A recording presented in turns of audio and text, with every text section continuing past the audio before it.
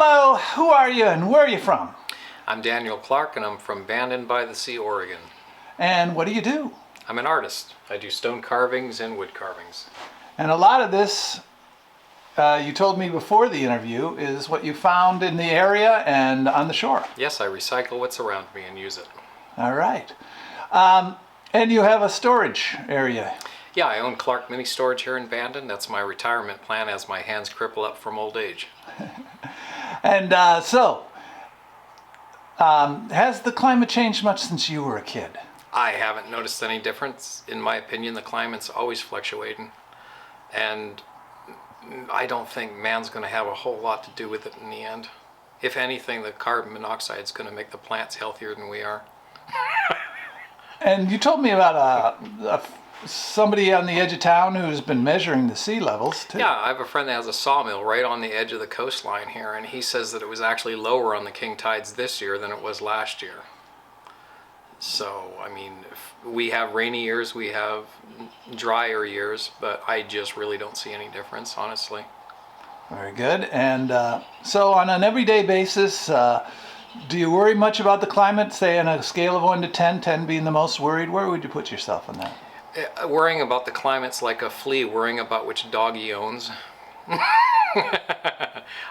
In the whole perspective of things, I honestly don't think that we have a lot to do with the climate. I don't believe in pollution. I think it's, wrong. And at the same time, I don't think man has a huge impact on the climate. I really don't. And pollution is wrong by, what does that mean? Oh, I just think people should be as clean as possible when they're manufacturing and stuff. Obviously do the right thing the best you can, and I don't think we can all switch to electric. People always talk about electric cars on the East Coast. Well, that's coal-powered energy. So they're basically running on coal, so how does that affect the environment? I don't know. And you're a maker of electric bikes, right? Yes, I also made my own electrical grid over there. And when the electric goes out, I've got solar and wind for backup, but let me tell you, it's not what it's cracked up to be. I know all about it, and it's a supplement at best. When they tell you we're going wind and solar, nah, it's not going to work out for them. There's not enough sunshine all the time, there's not enough wind all the time, and there's massive amounts of oil in the wind generators that you see beating up the birds of prey. Also, did I hear you were a prepper also? I am.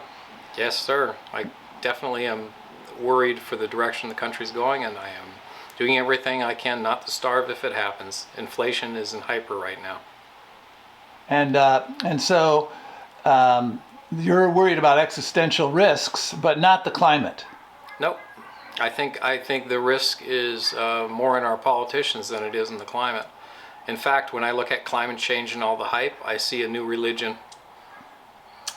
And then, so for the future of climate, are you an optimist, a pessimist, or what can we do about it? I'm an optimist, but in my opinion, the climate's out of our hands. It's going to do what it's going to do. One volcano spewing out molten lava, and everything it puts out is more than man does in the entire year. Nature has its own way of forest fires. We had forest fires last year that put so much smoke into the atmosphere that there's no possible way we could have generated that much smoke and it's clean again. Of course, we have a lot of rain up here too. It helps to clean things up. Very good. Here on the 20th of March in Bandon, Oregon. Thank you very much. Thank you. Okay, so this is a large inverter, puts out 5,000 watts, basically to run a small motorhome. These batteries store the energy that's collected by the solar and wind. These controller boxes control the amount of electricity coming to the batteries. When the wind power kicks up on a really, really windy day, the windmills actually put out what they say they put out, but not unless they're spinning at a really high RPM. Wind power is worthless unless it's spinning very fast. But when it does spin fast, it puts out so much energy that it'll overload your batteries and ruin them. So you have what's called a dump load. It's basically just a solenoid that sets itself off and burns off excess electricity so that it doesn't overload. Good to go. I got 100 gallons of French fry oil and no one's going to steal the French fry oil. What are they going to do with it?